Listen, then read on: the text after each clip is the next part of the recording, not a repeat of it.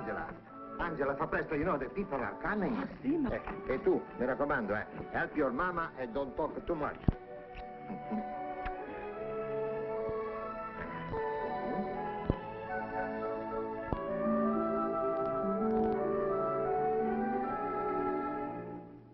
This is Mario's place. I can't get used to buying merchandise in farmhouses. Here they take the time to create novel ideas. Now remember, we see his handbags and then we scoot right back to town. We'll do our best, signorina. Only these people, you don't hurry.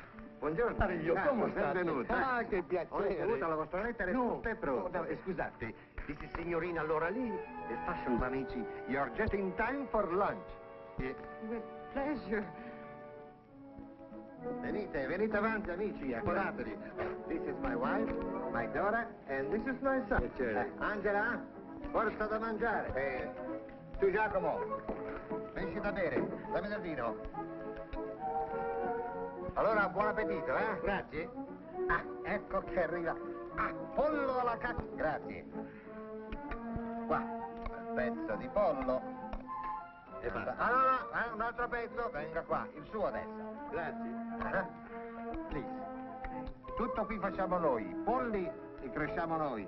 Signor Carlo, come le piace il pollo? Buono? Benissimo.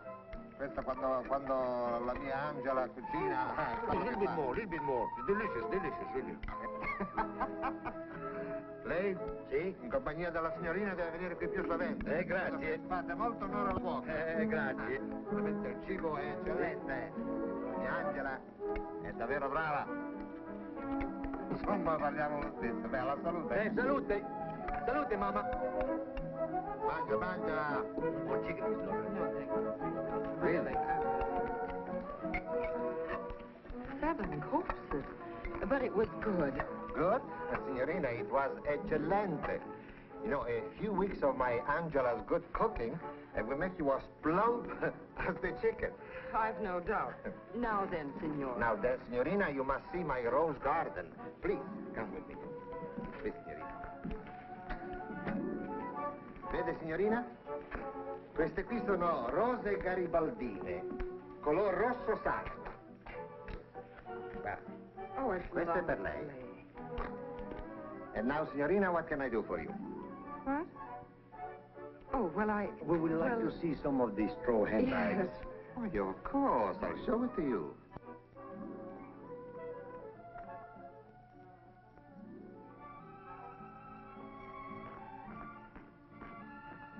Ecco, signorina, i capelli e le borsette.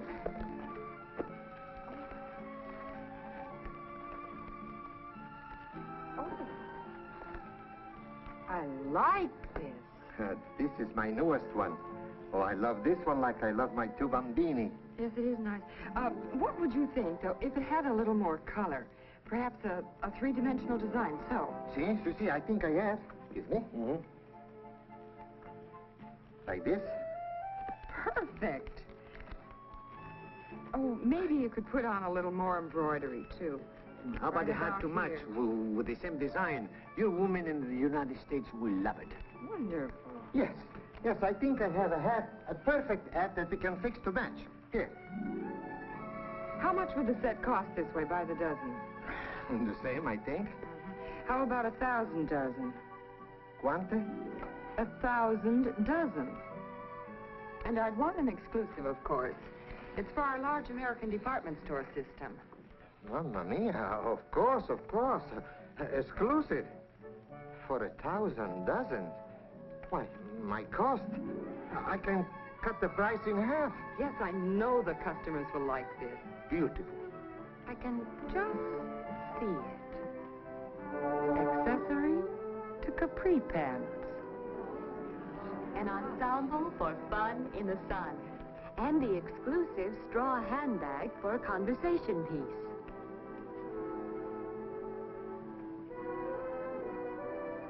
Thank you, Betty Jean.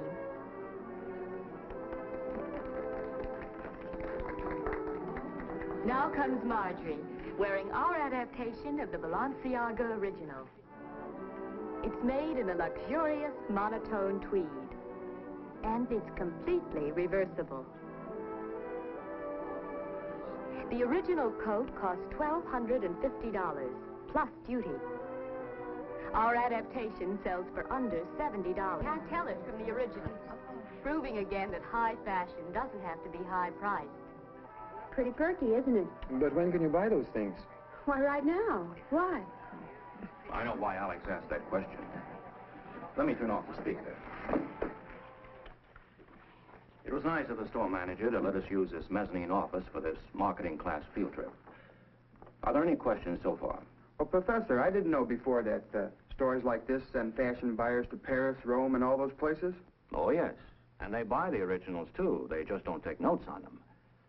They take them apart. They study every line and translate them perfectly to American tastes. Of course, no single store, no matter how large, can know as much about the desires of American women as one that is located in 1,000 communities in all parts of the United States, or Italian, or what have you. For a lot less cost to buy the same thing over there. But about Alex's question, don't you have style shows in Russia, Alex? Oh, of course we do, all the time, at the Goom. Goom. The Goom is the biggest department store In the world. I guess you're right at that, Alex. I know. I took some movies of it when I was in Moscow. Strictly amateur, of course.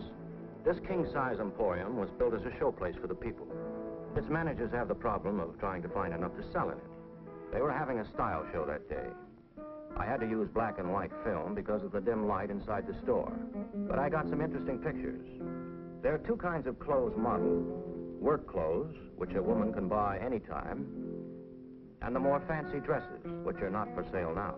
They are what the Soviet women can look forward to in maybe 5 years, if they work hard and the state achieves its industrial goals. That, no doubt, is why Alex asked when we could buy the gay new styles we just saw here. Yes, we've had to learn to do without our today needs. Sometimes I wonder. We don't have the nice things, but we don't have... When I look at your stores, you have everything. Acres and acres. And here people are buying everything. Do you know what it is like in my country? People come to look like a museum.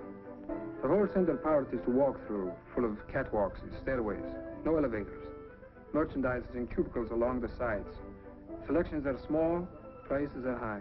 An ordinary woman's blouse costs 320 rubles. That's $32 in your money. Here today, I saw whole dresses for way less than that. A stylish coat for just $30.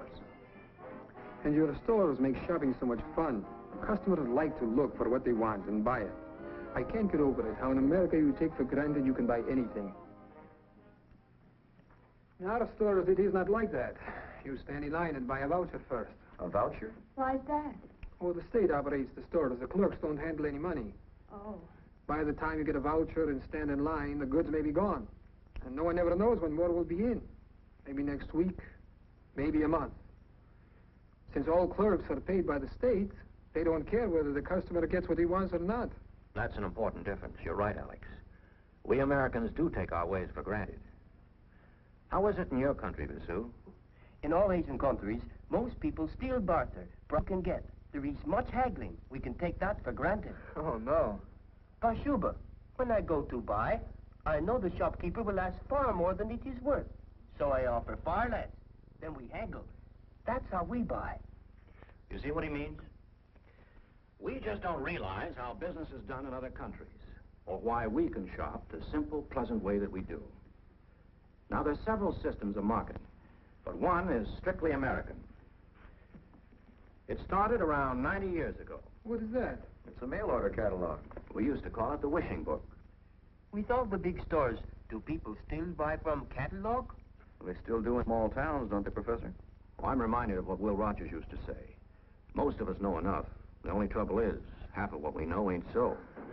How do you mean? Well, maybe the quickest way to explain is to tell you a story. It may end up surprising all of you. The Great Chicago Fire of 1871 destroyed many things. It burned up one business before the business even got started. The young owner, a former traveling salesman for dry goods, lost everything but the clothes he had on and his idea. Yet almost before the last flames flickered out, he had found a new place and was starting over.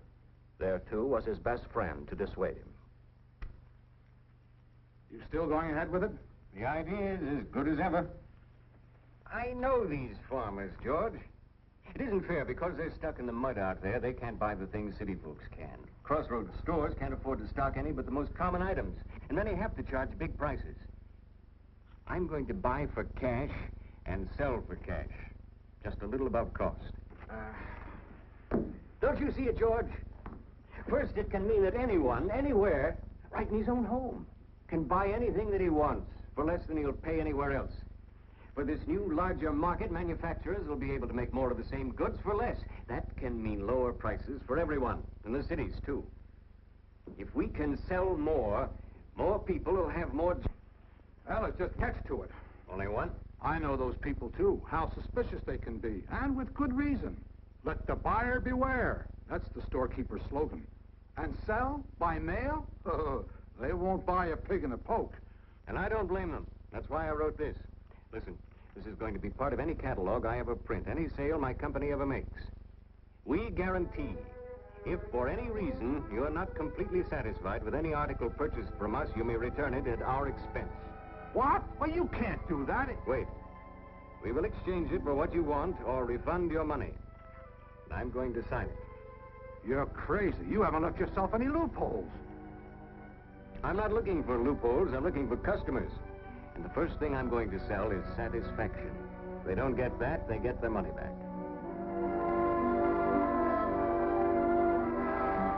It'll never work. That was the beginning. The first mail order business, the first catalog, the first absolute guarantee. Even the customers thought Mr. Ward was crazy at first. A lot of them rushed to get in on it while it lasted. It's lasted pretty well. Yes, it has. And the mail order business is still growing. Except most of the customers live in the city now instead of the country. But they're still buying on the same guarantee. So that's how the guarantee got started, huh? Yes. The guarantee is something else we take for granted today, even in describing products. Look here. Every picture is clear. Every description is in short, simple words. It tells exactly what the item is and what it will do.